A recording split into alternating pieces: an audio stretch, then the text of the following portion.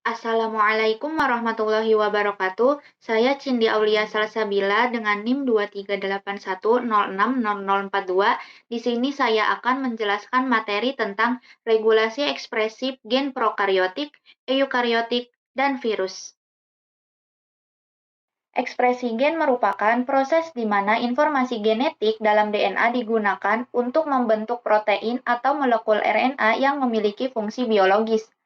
Sedangkan regulasi ekspresi gen itu merupakan serangkaian mekanisme yang mengontrol kapan, di mana, dan seberapa banyak suatu gen diekspresikan dalam sel. Regulasi ekspresi gen prokariotik. Ekspresi gen prokariotik terjadi di sitoplasma karena sel prokariotik itu tidak memiliki membran inti, sehingga transkripsi dan juga translasinya dapat terjadi secara simultan atau bersamaan. Enzim yang biasa digunakan dalam regulasi ekspresi gen prokariotik ini yaitu adalah RNA polimerase. Selanjutnya ada tahapan transkripsi dan juga translasi, yaitu dua proses penting dalam ekspresi gen yang mengubah informasi genetik menjadi protein. Tahapan transkripsi itu diawali pada tahap inisiasi. Pada tahap ini, RNA polimerase mengenali daerah promoter pada DNA. Setelah menempel, untai DNA akan terbuka sehingga RNA polimerase dapat mulai mensintesis RNA dari cetakan DNA.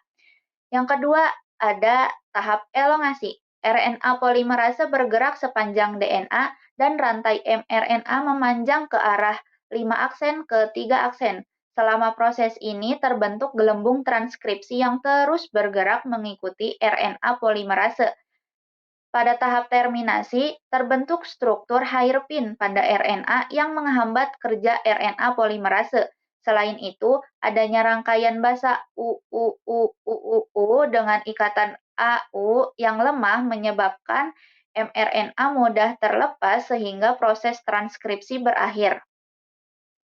Pada tahap translasi juga sama, ada 3 tahap.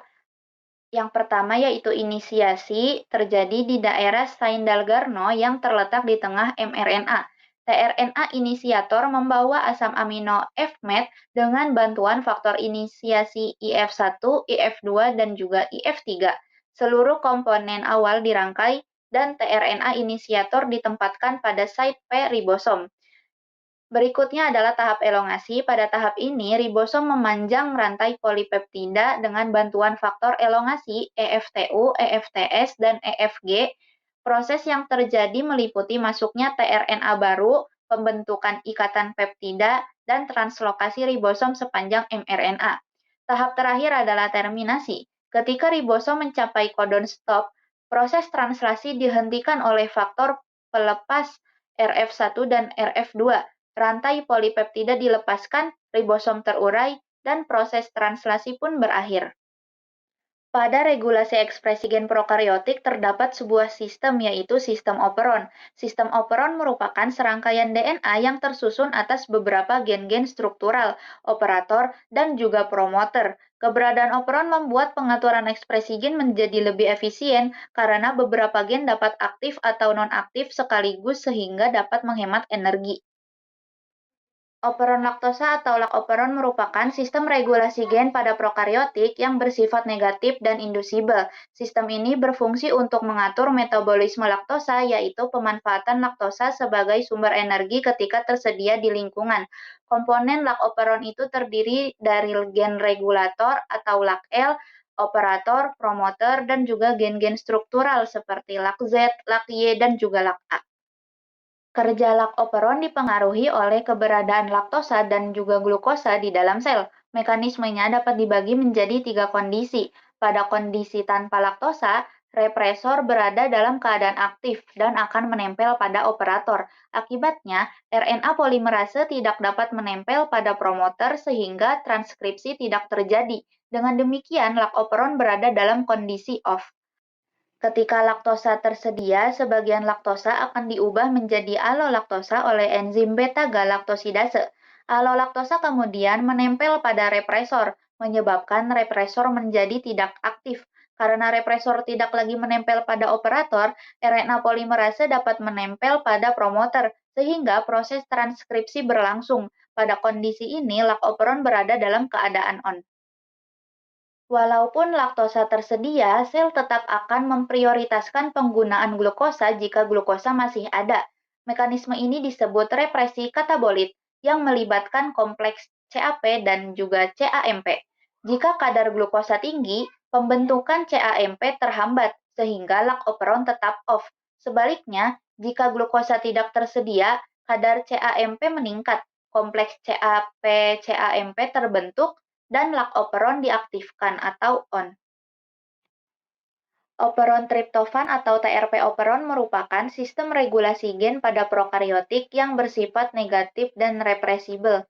Sistem ini berfungsi untuk mengatur biosintesis asam amino triptofan sesuai dengan kebutuhan sel. Komponen TRP operon terdiri dari gen regulator atau TRPR, operator, promoter, dan juga gen-gen struktural seperti TRPL, TRPE, TRPD, TRPC, TRPB, dan juga TRPA. Kerja TRP operon dipengaruhi oleh kadar asam amino triptofan di dalam sel. Mekanismenya dapat dibagi menjadi 3 kondisi. Pada saat kadar triptofan rendah, represor berada dalam keadaan tidak aktif. Represor yang inaktif tidak dapat menempel pada operator, sehingga RNA polimerase dapat menempel pada promoter. Akibatnya, proses transkripsi berlangsung dan gen-gen biosintesis triptofan diekspresikan. Pada kondisi ini, TRP operon berada dalam keadaan on. Ketika kadar triptofan tinggi, triptofan akan bertindak sebagai korepresor. Triptofan menempel pada represor sehingga represor menjadi aktif. Represor aktif kemudian menempel pada operator, menghalangi RNA polimerase untuk menempel pada promoter. Akibatnya, transkripsi tidak terjadi dan TRP operon berada dalam kondisi off. Selain menggunakan represor, TRP operon juga memiliki mekanisme pengaturan lanjutan yang disebut atenuasi. Atenuasi merupakan mekanisme penyetelan halus yang dapat menghentikan transkripsi meskipun represor tidak berfungsi. Mekanisme ini terjadi pada gen TRPL yang memiliki 4 region. Region 1 dapat berpasangan dengan region 2, region 3 dapat berpasangan dengan region 4 membentuk struktur hairpin terminator, sedangkan region 2 juga dapat berpasangan dengan region 3 membentuk anti-terminator. Ketika triptofan rendah, ribosom terhenti pada kodon triptofan karena kekurangan triptofan. Hal ini menyebabkan region 2 dan 3 berpasangan, sehingga struktur hairpin 3 sama 4 itu tidak terbentuk. Akibatnya, transkripsi tetap berlanjut, dan TRP operon berada dalam kondisi on. Sebaliknya, saat triptofan tinggi, ribosom dapat bergerak lancar melewati kodon triptofan. Region 2 tidak sempat berpasangan dengan region 3, sehingga region 3 dan 4 berpasangan membentuk hairpin terminator. Struktur ini menghentikan transkripsi lebih awal, sehingga TRP operon berada dalam kondisi off. Regulasi ekspresi gen eukariotik. Ekspresi gen eukariotik terjadi di 2 tempat, yaitu di inti sel dan juga di sitoplasma. Di inti sel terjadi proses transkripsi dan di sitoplasma terjadi proses translasi. Proses ini terpisah karena sel eukariotik memiliki membran inti. Enzim yang berperan pada regulasi ekspresi gen eukariotik yaitu ada RNA polimerase 1, RNA polimerase 2, RNA polimerase 3, RNA polimerase 4, dan RNA polimerase 5. Tahapan transkripsi dan translasi pada sel eukariotik. Tahapan transkripsi ini melibatkan RNA polimerase 2. Pada tahap inisiasi, sejumlah faktor transkripsi yaitu TF2D, TF2A, TF2B, TF2F, dan TF2E akan berikatan dengan daerah promoter. Seluruh faktor ini kemudian membentuk kompleks inisiasi bersama RNA polimerase 2, sehingga proses transkripsi dapat dimulai. Setelah inisiasi, proses berlanjut ke tahap elongasi. RNA polimerase 2 bergerak sepanjang DNA dan menghasilkan rantai mRNA yang semakin memanjang. Pada tahap ini, ujung 5 aksen mRNA akan segera mengalami penambahan 5 aksen cap berupa 7 metilguanosin yang berfungsi melindungi mRNA dan membantu proses translasi. Transkripsi diakhiri pada tahap terminasi. Proses ini melibatkan pemotongan mRNA, kemudian diikuti dengan penambahan poliatyl di ujung 3 aksen. Poliatyl ini berperan dalam meningkatkan stabilitas mRNA dan memudahkan proses translasi di sitoplasma. Pada proses translasi juga terdapat 3 tahapan, dimulai pada tahap inisiasi. Inisiasi terjadi pada daerah Kozak sequence yang terletak di ujung 5 aksen mRNA. tRNA inisiator yang membawa metionin akan berikatan, diikuti dengan pemasangan komponen ribosom. tRNA inisiator kemudian ditempatkan pada site P ribosom. Selanjutnya adalah tahap elongasi. Tahap ini melibatkan faktor elongasi seperti EFTU, EFTS, dan EFG.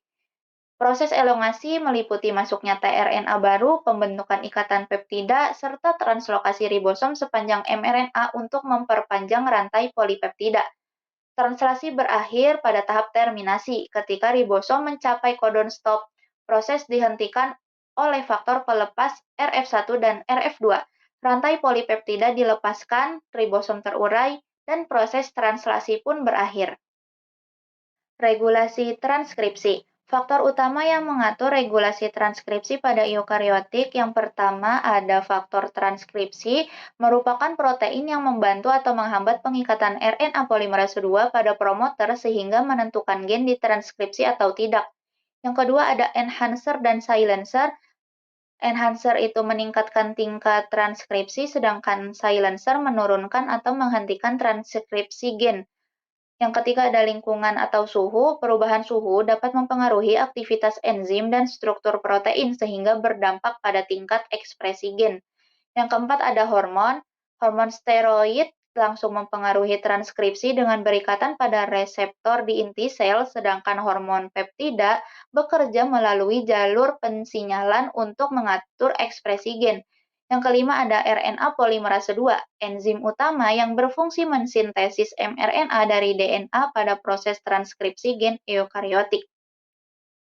Pada regulasi pasca transkripsi terjadi modifikasi mRNA, di mana terdapat capping 5 aksen, polyatyl 3 aksen, dan juga splicing atau pembuangan intron. Penambahan 5 aksen cap ini berfungsi melindungi mRNA dari degradasi, mempermudah pengikatan ribosom, serta meningkatkan stabilitas mRNA. Penambahan ekor poly A pada ujung 3 aksen berfungsi melindungi mRNA dari degradasi, menambah stabilitas mRNA, dan mendukung efisiensi proses translasi. Proses menghilangkan intron dan menyambungkan ekson dengan bantuan spliceosom, yaitu kompleks enzim dan snRNA. Melalui splicing alternatif, satu gen dapat menghasilkan berbagai jenis polipeptida, baik dengan membuang beberapa ekson, mempertahankan semua ekson, maupun membentuk kombinasi ekson yang berbeda, sehingga menghasilkan protein yang berbeda-beda. Regulasi ekspresi gen virus. Virus tidak memiliki sistem ekspresi gen sendiri, sehingga sangat bergantung pada sel inangnya. Oleh karena itu, regulasi ekspresi gen virus menjadi kunci agar virus dapat bereplikasi dan menghasilkan protein pada waktu yang tepat. Klasifikasi Baltimore. Klasifikasi Baltimore merupakan sistem pengelompokan virus berdasarkan jenis genom dan cara virus menghasilkan mRNA.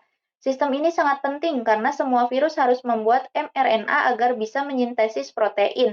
Klasifikasi Baltimore terdiri dari 7 kelompok. Kelompok 1 dan kelompok 2 merupakan virus DNA, kelompok 3, 4, 5 merupakan virus RNA, dan kelompok 6 serta 7 merupakan reverse transcribing virus. Pada kelompok 1 terdapat double-stranded DNA di mana dsDNA ini dapat langsung diubah menjadi mRNA melalui proses transkripsi dengan bantuan RNA polimerase. Pada kelompok 2 terdapat single-stranded DNA.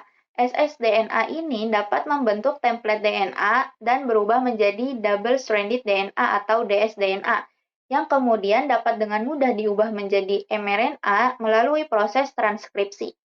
Pada kelompok 3 terdapat double-stranded RNA, di mana terdapat strand positif dan strand negatif. Strand positifnya ini dapat diubah langsung menjadi mRNA. Pada kelompok 4 terdapat positive sense ssRNA, di mana positive sense ssRNA ini dapat langsung diubah menjadi mRNA. Pada kelompok 5 terdapat negative sense ssRNA, di mana negative sense ssRNA ini diubah terlebih dahulu menjadi positive sense ssRNA, baru bisa menjadi mRNA. Pada kelompok 6, RNA virus terlebih dahulu diubah menjadi DNA oleh enzim reverse transkriptase, selanjutnya akan ditranskripsi oleh enzim sel inang untuk menghasilkan mRNA virus. Pada kelompok 7, genom virusnya sudah berupa DNA, namun DNA ini ditranskripsi menjadi RNA terlebih dahulu. Setelah itu, RNA akan diubah kembali menjadi DNA untai ganda oleh reverse transkriptase, lalu bisa langsung diubah menjadi mRNA.